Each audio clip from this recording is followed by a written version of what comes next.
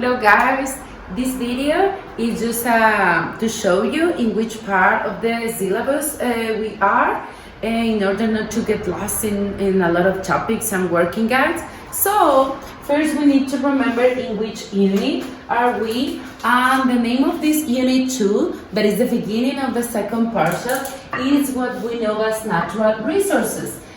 We saw it in class, we saw the definition, the concept of these natural resources, so let's remember what we are talking about when we say natural resources. And as you can remember, checking your notes, when we talk about natural resources, we are talking about that natural element. I'm going to use a different marker. We are talking about the natural element. And when we say natural element, that means that any organism, any part of a rock, anything that is in the nature without human introduction. So these natural elements need to be capable of being used by society. So potential use, it's another keyword. So if we find a potential use of that natural element, we call it a natural resource. So now that we know about the concept, and now that we remember the concept that we saw in class, remember that not all of the natural resources are the same. It depends on the regeneration rate. It depends on the quantity that we have of them in the world, that we're going to classify them in 3 ways. So the first one, the first category, it's what we call the renewable. And why do we call it renewable? Because they have a fast regeneration rate, or faster than the non-renewable. That's right. So the non-renewable are the ones that we have only finite quantities of them. They are not infinite in the world, or maybe they have a regeneration rate but is slower than the renewable. The renewable, remember that we talk about renewable could be animals, could be plants, and non-renewable minerals as coal. So we have these 2 categories that you are familiar with, these 2 categories since secondary school, or maybe even in elementary school. And we have a 3rd category. The 3rd one is the one that are really inexhaustible. And actually that's the name, inexhaustible. So the inexhaustible resources are the ones that are really infinite, that it doesn't matter if you use it or not, I'm not gonna finish that specific resource. Like the sun. If I have the money to put a lot of solar panels, I'm not gonna finish the sunlight. So with these natural resources, what do we do with them? What can we produce? We produce energy. And you know about energy because in the working guide number 1, you work with energy topic. You watch a documentary, and that documentary gave you the pros and cons about each type of energy. And you also have to make a research about in which places of the world are producing that type of energy. And that was on the working guide number 2. So we can produce energy in different ways. The one that uses organic ways to produce energy is what we call biomass. And we have one that is using the movement, the continuous flow of water in a river system, that is called hydraulic or hydropower energy. And we use it a lot in Mexico. Actually in Guadalajara we use it, this energy. We build dams, and we can use the continuous flow to produce electricity. And then we have the conventionals. The conventional energy type is the one that uses coal, oil, and natural gas to obtain electricity. And we have the nuclear, that this one is very controversial, as you saw, because nuclear, it doesn't emit greenhouse gases, but the waste is really difficult to manage because it's radioactive waste. And then we have the wind power. Wind power, it's really well known because it uses a movement, the current of the wind, that movement creates electricity using generators, big generators. And then we have the one that uses the heat from inside the planet, heat from the crust that is in our volcanic areas, that is called geothermal energy. And we can put this one, we can use it here in Mexico because we basically, all the country is volcanic area, so we can use this one as any one of those. And then we have the tidal. Tidal, it's the one that uses the up and down of the ocean, the tides, to produce electricity. And the most famous, I would say, in the inexhaustible and the clean energy is the solar.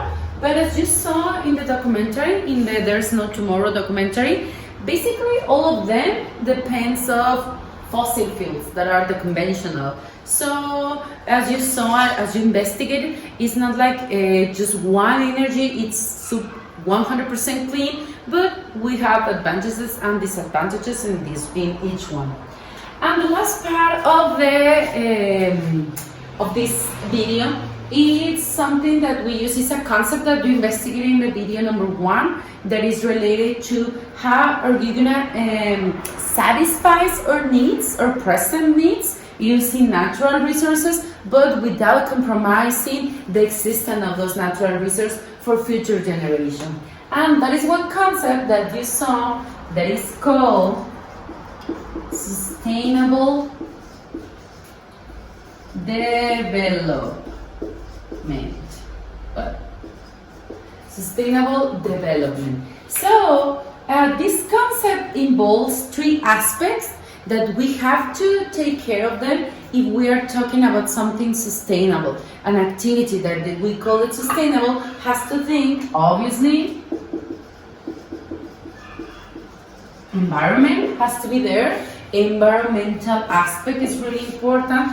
As you saw in the Voyager trip that you took from Google Earth, remember that they used the Gorgonzola, they investigated the Gorgonzola National Park, and they were managing the park in order to protect the species that are there and trying to keep all of the interrelationship there in a good way, in a positive aspect. So environment has to be always there when we are thinking about sustainability. And then obviously the social part, especially the ones that are involved in the natural resources extraction, the people that live there, they have to take care of that place, but also get profit out of it. So the economic aspect, it's really important, because this economic aspect is what is gonna make that people living in that environment can create something in another moment, infrastructure for the community. So the economic aspect is really important if we think about in a long-term basis. And last, it's what we call environmental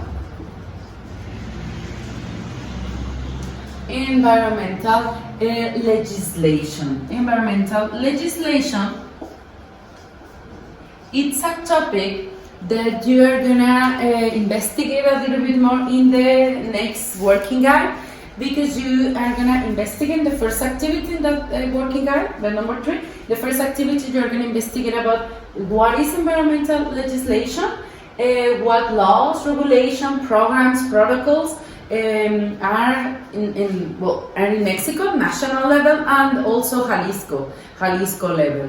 And also you are gonna create a timeline with the main, at least 5 protocols or conventions international that are protecting nature in different ways. So it's kind of like to see from what moment we start taking care of nature. And actually, you know a little bit about this with one law that we saw. This law that is the most important law that we have in Mexico to protect nature. And this law, we saw it at the beginning of the partial because we used this law to create our concept about natural resources. So this law is really important. It's just an example of which laws we are talking about. You are going to see more in the next working guide.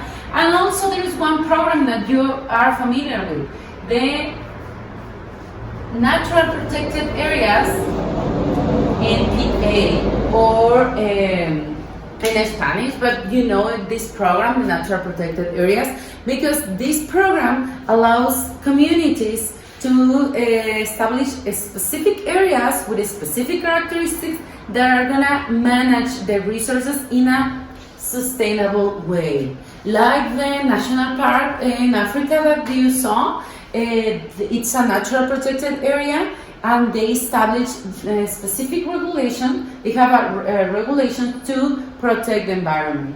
So you investigate about this in class, so you know about this topic. So basically, all of the things that you did in the working guides, we saw something in classes before the quarantine, and you work with them in the working guide. So the next topic, it's a concept that you talk about. Some of you talk about this in the analysis that you made for the two working guides. That is the consumption or consumerism. This concept, in the second and the third activity, you are going to work with this concept. The second activity, you are going to pick one from two choices. One choice is a Netflix documentary, and the second choice that you have is the YouTube videos.